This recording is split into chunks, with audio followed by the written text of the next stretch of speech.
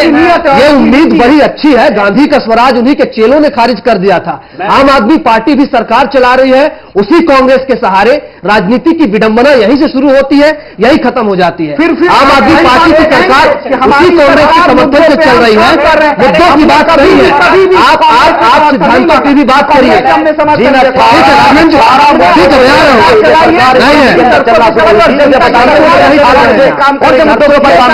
ठीक है, सबकी अपनी शर्तें हैं, तो उनकी शर्तें भी मानिए। अपने मित्र से जी स्वराज की बात करते हैं और इतनी जोर से चिल्ला के दूसरे की बात भी नहीं सुनते। तो ये जो कहते हैं वो सब सही है कि आज ही खबर चल रही थी केजरीवाल, इनकी लिस्ट में मुलायम सिंह जी, केजरीवाल जी ने 2-2 बंगलों की आज मांग की थी। उन्होंने पहले गाड़ी को मना किया, वो भी ले ली। इसके बाद चलिए अभी तीसरे मोर्चे की बात करिए। गाड़ियां तो आप मुद्दे रखेंगे, कुछ निश्चित हुआ कि नहीं हुआ? जो अभी मीटिंग हो रही है उसमें जो कॉमन मिनिमम प्रोग्राम हम आम सहमति कहें तो जो बनाई जा रही है, जैसे अभी कह रहे हैं कि उनके वैचारिक मतभेद इसके उससे हैं या उसके इससे हैं, मैं उस संबंध में इनसे कहना चाहता हूं मायावती जी को लाएंगे कि नहीं लाएंगे? एनडीए तीसरे मोर्चे में बीएसपी को लाएंगे कि नहीं लाएंगे? बीएसपी के साथ बैठेंगे आप? बीएसपी के साथ हमारा कोई तालमेल। तीसरे मोर्चे में समाजवादी पार्टी बीएसपी के साथ बैठेगी कि नहीं बैठेगी? देखिए ये तो तीसरा मोर्चा तय करेगा, उसके सारे नेता बैठ के तय करेंगे। नहीं, आप समाजवादी पार्टी का क्या रुख है? क्योंकि जब आप हित की बात करते हैं, नीति नियत की बात करते हैं, देश हित की बात करते हैं, तो दलित समाज की बड़ी नेता है मायावती, उनको कैसे आप नकार देंगे? कमलकांत जी, क्या वजूद होगा अगर ये सारी चीजें देखी जाए? जिस तरह से आपने सबकी बातें सुनी, क्या भविष्य लगता है? देखिए थर्ड फ्रंट, मैंने जैसे पहले कहा, थर्ड फ्रंट जो है वो पोस्ट पोल एक सिनेरियो है और एक प्रोपोजिशन है। उसको अभी ये भेजा होगा ये डिस्कस करना कि उसमें मायावती रहेंगी और मुलायम सिंह कैसे रहेंगे। वो जिसकी ज्यादा सीटें होंगी वो रहेगा, जो सत्ता के नजदीक ले आएगी जो पार्टी, वो उसका हिस्सा होगी, कांग्रेस उसको समर्थन करेगी, तभी थर्ड फ्रंट हो सकता है। ये अगर कोई सरकार बनती है तो इसी मूड में बनती है।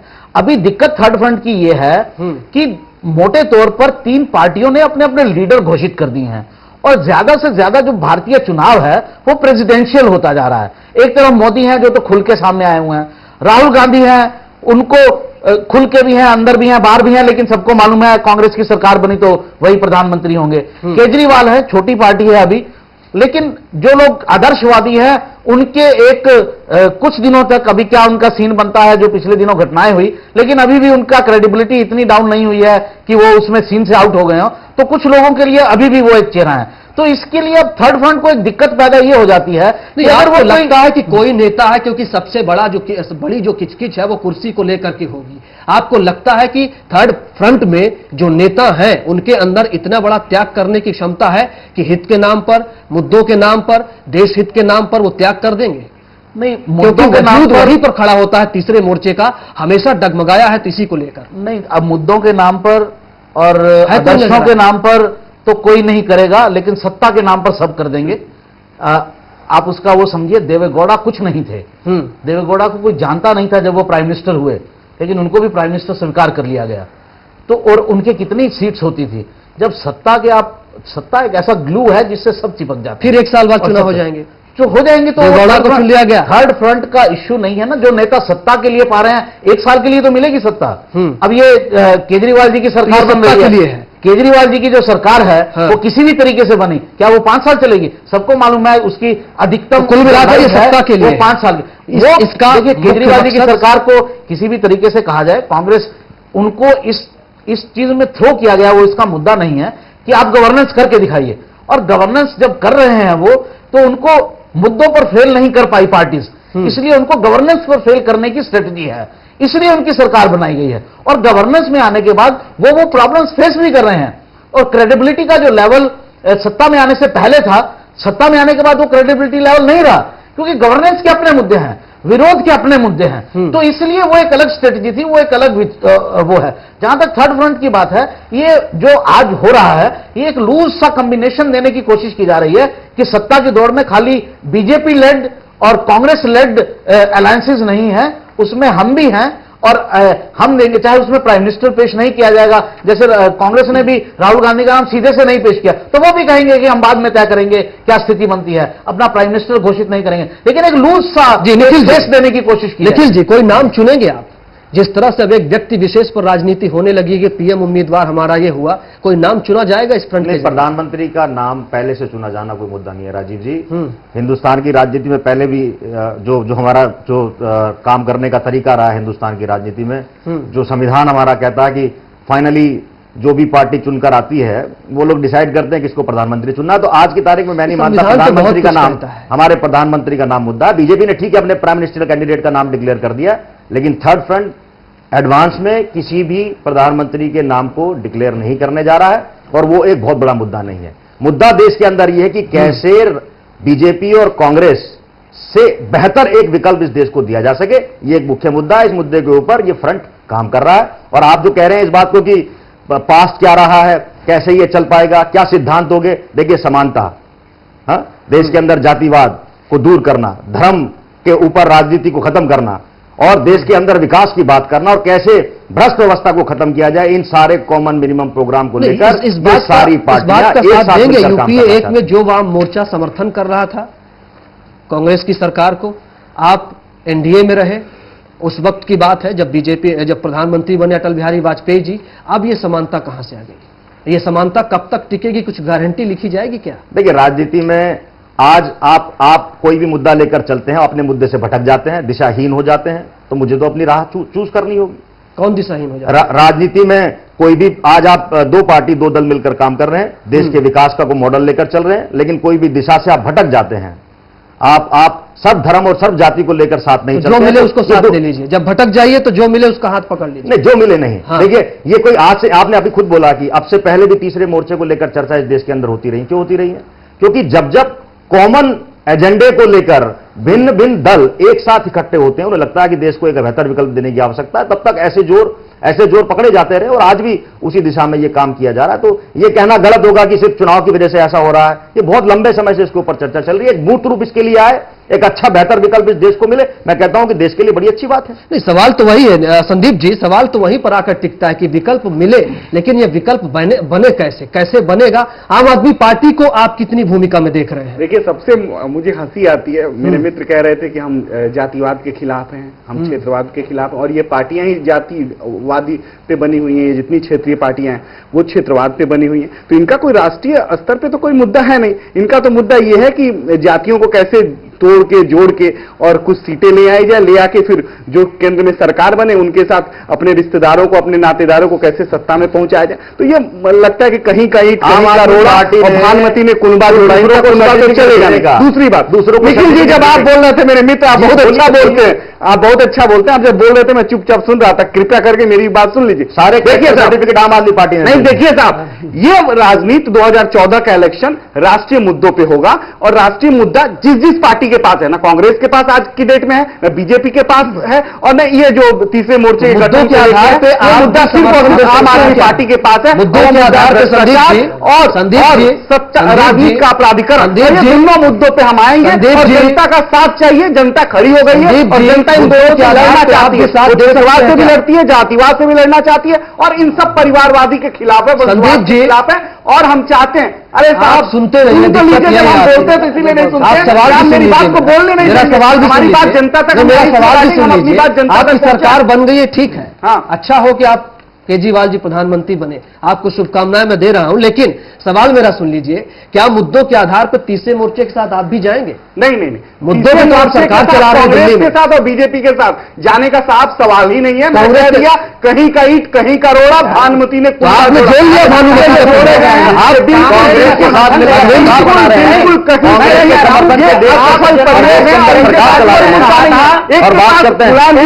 केजरीवाल जी ने कहा, ठीक है संदीप जी, दूसरे को बोलने राहुल गांधी मुद्दा, आपके पास मोदी मुद्दा, किसी के पास आम आदमी का, आपके पास जवाब नहीं है, मेरे पास जवाब नहीं है, आपके पास जवाब नहीं है, स्पष्ट लेके आइए।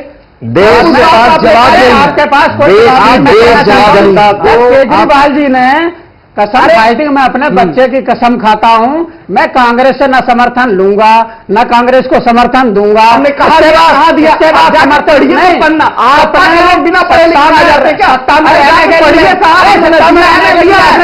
जी हमने दिया, आप कांग्रेस को गाली देते हो, चुनाव चिन्ह है, गिरने नहीं झाड़ू लेकर दिल्ली की जनता को डराने का काम करेगा। जितना भ्रष्टाचार हुआ है, आप भ्रष्टाचार मंत्री है, जिम्मेदार पार्टी है। नहीं आपका कानून मंत्री महिलाओं की जिम्मेदार पार्टी नहीं, महिलाओं के साथ जयवीर जी बहुत देर से सुन रहे हैं। आप जैसे लोग आम आदमी पार्टी, आप भी जेडीयू में थे, मैं जानता हूं।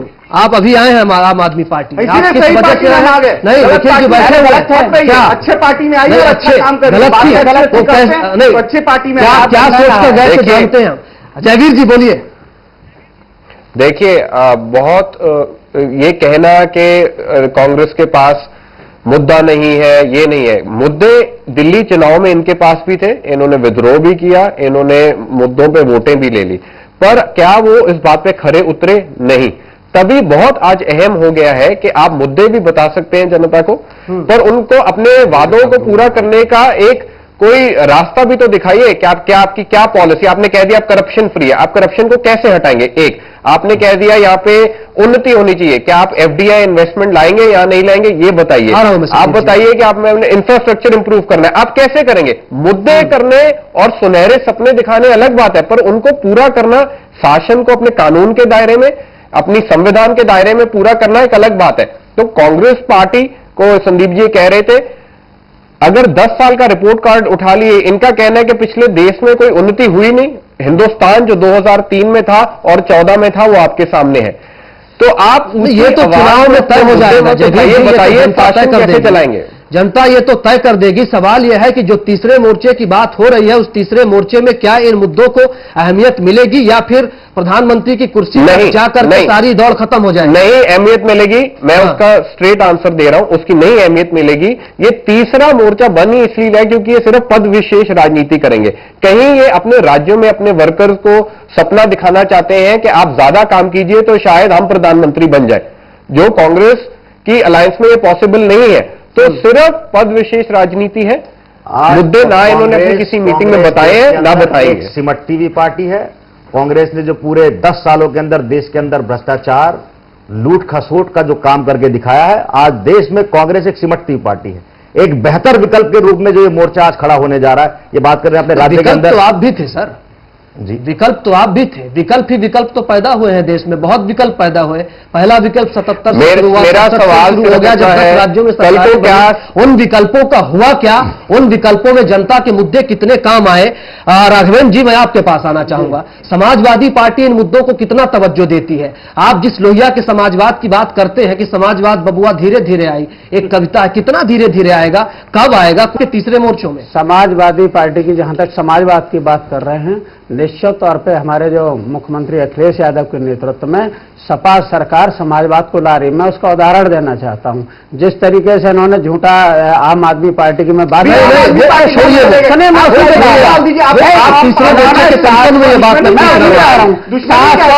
सात सौ लीटर पानी बात कर दिया, क्या क्या कर रही है? नहीं हम समाजवाद बता रहा हूँ, कैसे वो बात करें हम समाजवाद का, मैं बता रहा हूँ कि समाज भूदान आंदोलन भूदान आंदोलन से बात कर रहे हैं। आपने कोई काम नहीं किया, एक महीना में